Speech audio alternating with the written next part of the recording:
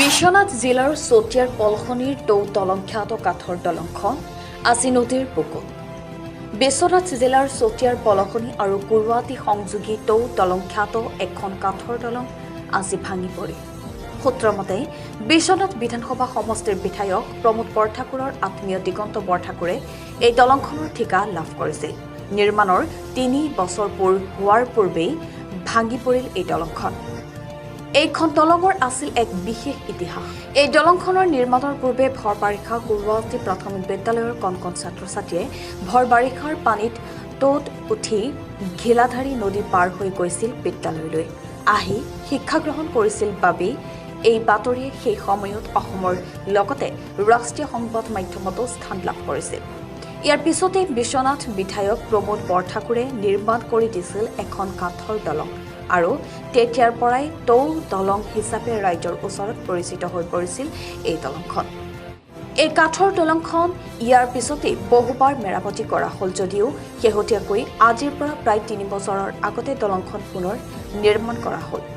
সূত্ৰমতে নিৰ্মাণ ঠিকা লাভ কৰিছিল বিশ্বনাথ বিধায়ক প্ৰমোদ বৰঠাকুৰৰ আত্মীয় দিগন্ত বৰঠাকুৰে। কিন্তু আজি এই দলংখন ভাঙি সোমাই পৰিল নদীৰ বুকুত আৰু লগে লগে যাতায়াত সম্পূৰ্ণৰূপে বন্ধ হৈ পৰিল কেইবাখনো গাঁৱৰ। 2 বছৰমান পূৰ্বে এই অঞ্চলত গুৱাহাটী আৰু পলশনি সংযোগী এইখন দলং নিৰ্মাণ কৰিছিলে আৰু আচলতে ইয়াতে এই ছাত্ৰ ছাত্ৰীসকল 2খন গাঁৱৰ ছাত্ৰ ছাত্ৰীসকল বিদ্যালয়লৈ যোৱাৰ কাৰণে তেওঁলোকে টৌ চৰিয়া ব্যৱহাৰ কৰিছিলে আৰু এই বিষয়টো কেইবাটাও সংবাদ মাধ্যমত প্ৰচাৰ হোৱাৰ পিছত অসমৰ বিধানসভাৰ মজিয়াতো বিষয়টো উত্থাপন হৈছিলে আৰু তাৰ পিছতেই শাসক বিৰোধী সকলোৱেই ইয়াতে দলং বনোৱাৰ কাৰণে দলং বনোৱাৰ প্ৰতিযোগিতাত নামিছিল। ৰাজ্যসভাৰ সাংসদ তেতিয়াৰ ৰাজ্যসভাৰ সাংসদ ৰিপুন বৰাইও এখন দলং তাতে নিৰ্মাণ কৰি দিছিলে আৰু স্থানীয় বিধায়ক প্ৰমোদ বৰঠাকুৰৰ নেতৃত্বত এইখন দলং আজি যিখন দলং জহি গৈছে ভাঙি গৈছে এই দলংখন নিৰ্মাণ প্ৰায় 60 লাখ টকা ব্যয় সাপেক্ষে নিৰ্মাণ কৰিছিলে।